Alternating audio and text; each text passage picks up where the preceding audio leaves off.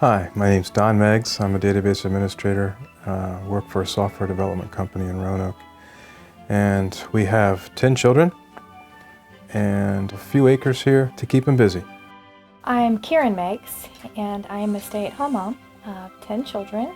When I had 2 children, I did feel overwhelmed. They're 15 months apart, having 2 babies. And then when my second was about 8-9 months, to find out I was having another baby. So when the 5th one came along, we said, we need some room to spread out here. A little bit of land so that we could have some animals and the children could learn about hard work and where food comes from. So we moved to Southwest Virginia looking for a community and a culture that would support us in that effort. Choosing to leave where we had both grown up and leaving our extended family behind was a big decision. I was employed with a big Fortune 500 company in Delaware, and when I came to Virginia, it was a small company, privately owned, 100 employees. And there was some risk there, but I thought that's what God wanted us to do.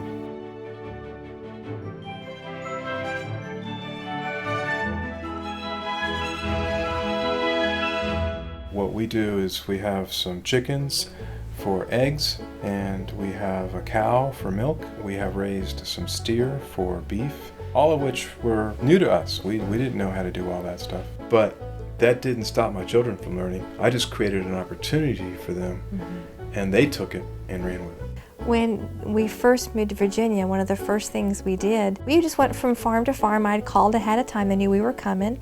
They knew we wanted to tour, and they knew the children were going to ask questions. They were so happy to pass on a skill that somebody was actually interested in. And so we learned a lot about the different types of farms around us and how they work and how they feed the animals, whether it was a generational farm, how long they'd been there. I think that was really valuable for the children, just to learn where food comes from. Different types of families farm, and they all farm in different ways.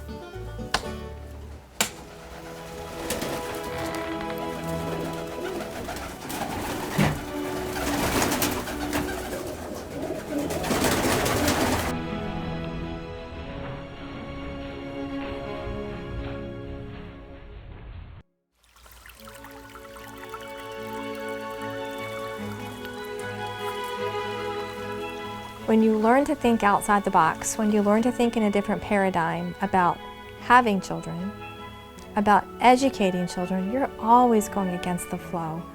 And as a teacher, I had to get over the idea that they have to sit at a table, they have to sit there to do their schoolwork, or it's not school. That's not the case. We have some that learn really well by a walk through the woods.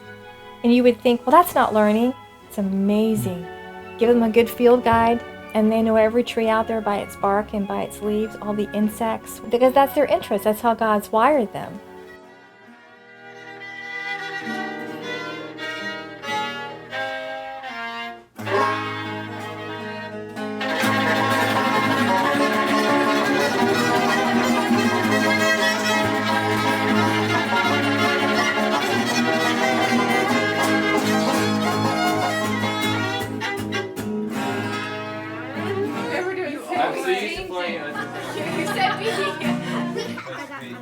Having a lot of children close together, we learned to give our younger children responsibility early on, because we realized that our goal was to raise adults, not to raise children.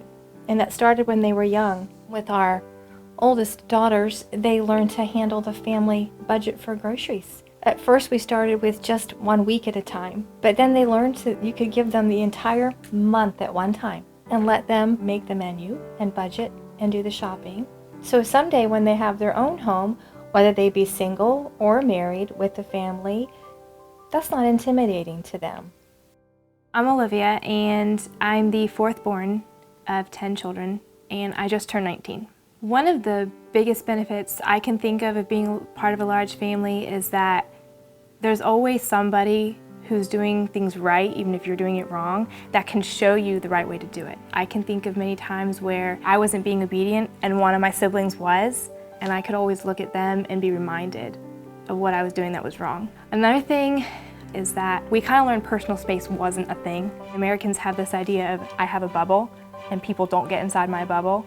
And it kind of creates a selfish mindset, I think. And I'm not perfect in that area at all, but I've never had my own bedroom. I've never had my own bike.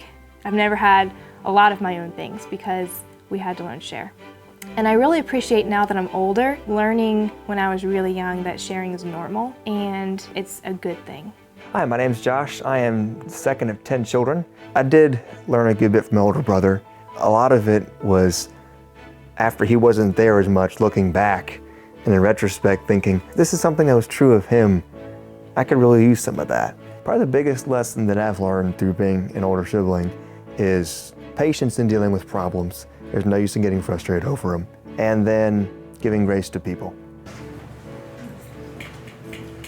Well, having a large family does certainly draw attention, and it gives you opportunities to meet people and have conversations you otherwise wouldn't have. That's one way that your network of friends grows. And in fact, the church that we are now a part of and have been a part of for 15 years started because one person decided to sell some goats. And so they posted the goats for sale, and that introduced them to another family in the community, and a church was born. One thing that appealed to me about that church was it was very simple. Families who were of like mind would gather together and basically do together what they had been doing separately throughout the week. Take the passage for the day and you'd read it, you would discuss it, you'd spend some time praying, you'd sing some hymns. We would call that devotions. Well, that's what these families were doing. And then when we got together on a Sunday, we could sing hymns together and we could discuss the sermon and help encourage one another to apply it in our lives. And so it was just a natural extension of what was already happening in the home. That was very appealing to me. It's 15 years later and we're still doing the same thing, and other families have joined us because I guess they liked what they saw. It's very simple, but I think it's God honoring.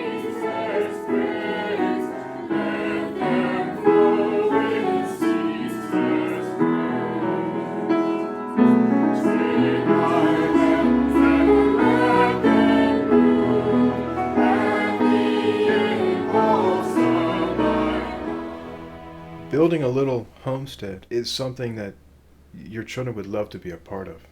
I wouldn't wait until they're old enough to build something on their own. I would say start as early as you can, as soon as you can.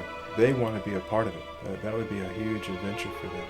And when you move out to the country, there's all kinds of things to do. So many opportunities to learn, not just character, but skills, very practical skills. And I think it profoundly affected our family, our marriage. I couldn't imagine not being where we are now.